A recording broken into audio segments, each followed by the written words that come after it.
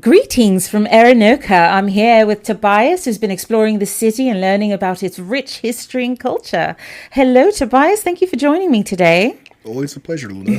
Thank you. I know we've been traveling together for a bit here, a week or so, and we've gotten to know each other a little bit. I love your cooking, by the way. It's fantastic. Appreciate it. Passed down from my mother, these recipes. Yes, and I love the fact that you're always gathering your own personal fresh ingredients for the meals. I love it.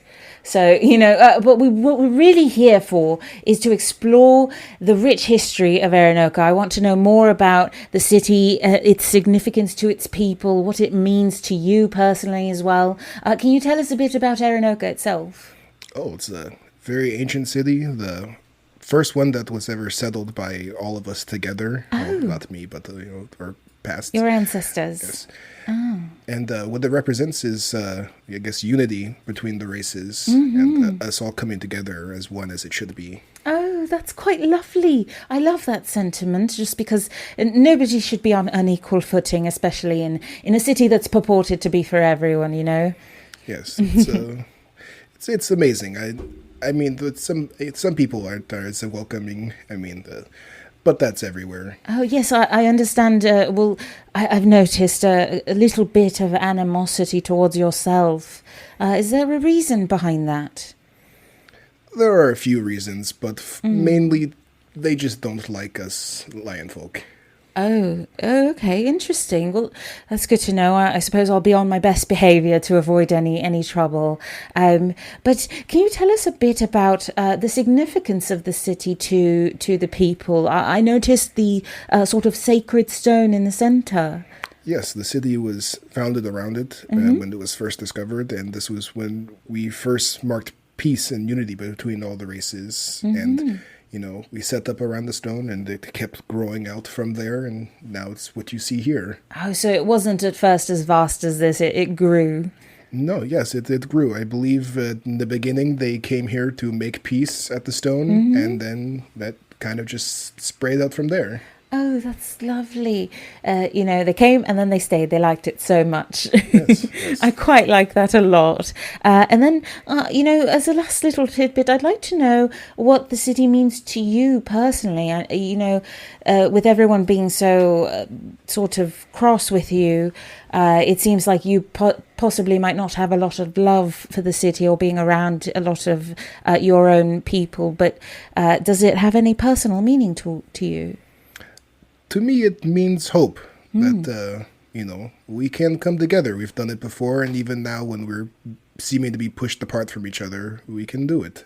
Oh, I absolutely appreciate that sentiment. That's quite lovely. It's good to hear that you haven't lost hope. And, despite how everyone treats you, I've gotten to know you this last week, and I think you're quite a good person. You've been feeding us free of charge. You allowed us to sort of tag along with you for the journey, providing care. I charged the lizard. Oh, well, you didn't charge me, so I'm quite grateful at least. He paid for you guys. It's nice. Oh, I must thank him then, I guess. Well, thank you. Don't worry about it. He wasn't going to. Oh, no worries. Well, I'm glad you got your bit of it. But as a last little sentiment, I'd like to know how the locals perceive you, especially as a sort of travelling cook as you've become. Well, it's like you said before, they don't really like me as much, but once they start, smelling my cooking and having a bit of it, it warms their heart. I've always heard the fastest way to somebody's heart is through their stomach. Oh, yes, that is a popular sentiment. And is there a special place in the city that sort of, upholds the culinary arts? No, you can find it throughout the entirety of the city. There's stands and stalls everywhere selling all types of unique cuisines and flavors. Oh, nice. So we just have to visit all the rings to find them. Try it all. Oh, that's wonderful. I look forward to tasting all the food. Thank you so much. That's a great bit of information. And thank you so much for joining me today. I really appreciate it. But I'm going to move on now to your player and see what he has to say about this situation. Alrighty. You have a good one. Thank you so much. Have a good night. Welcome, Richard. I really appreciate having you here for another interview. And I would just like to talk to you a little bit about how you feel about the city of Arnknoka. I know it's a little bit of your past, a little bit of your ancestry, and I'd like to get your perspective as the player on how it felt to sort of build parts of it. It's felt great so far to really feel like I'm a part of the world and its makeup and how it's coming along. And I feel like it's really weird feeling because I feel like I get to throw out these ideas that are just like vague ramblings in my head, and then the DM takes them and breathes life into them, and then makes them feel more real and fleshed out.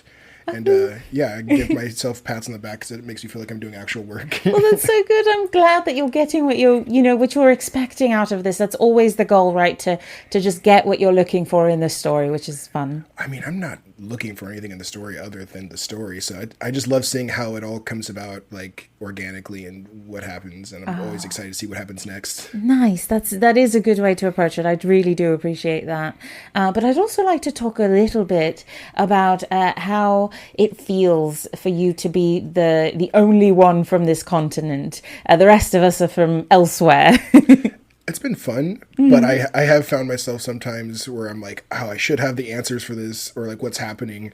But Tobias is fairly low intelligence, so it helps sometimes that he doesn't know and I don't know because the history is so bad there. He's learning, though. He's learning. He's trying. He's trying his best. And it's really funny to hear you say that. But is there any sort of like home court advantage that you feel like you have where the rest of us maybe don't quite have a grasp on? Not exactly. In an odd way, it's kind of nice that so many people are prejudiced against my character because it keeps me from just really easily like kind of leaning on that I have history here and whatnot. That it makes me kind of have to. I feel like I'm starting fresh a lot. It helps build your story at least. That's lovely. And right now you're the only Mirren in our group. How does that feel being the only one? Doesn't feel too different. Although I mean, Tobias himself traveled alone for a while, so I think it kind of is almost the same thing where he's around people. He's just the only one of him still. True. When you've traveled in solitude for such a long time, it gets difficult to not feel like you're just doing a bit of the same, even if there's people around. Lionfolk in a caravan full of Elefolk.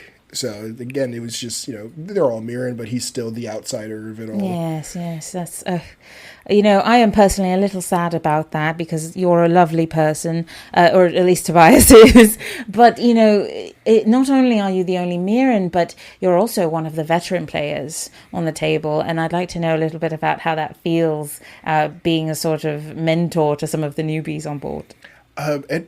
Oddly, it makes me feel like I definitely have like come along more because before they joined, I still felt like I was just as green as I've been from the start.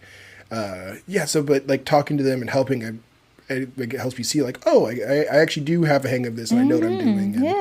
And, it's almost like raises my confidence because now I have to help somebody and it makes it easier to do everything. You know what I mean? Yeah, it feels good to know you have the answer and can provide it really easily. I feel like it's easy to get out of the panic mode once you have to start like being a parent or like helping others, helping everyone. Yeah, like I could, if I was by myself, I'm sure I'd be lost as ever. But having somebody there that I need to help like gives me the confidence. Gives you center, gives you focus. I love that. And as a last sort of question here, is there any advice that you would give fellow players in building their characters' culture in their games if they're tasked with such a situation? Find something you're interested in, whether it be for like just the appearance of it, or maybe I kind of did one where I just wanted to go for something different and unique that I didn't think we had at the table or experienced before.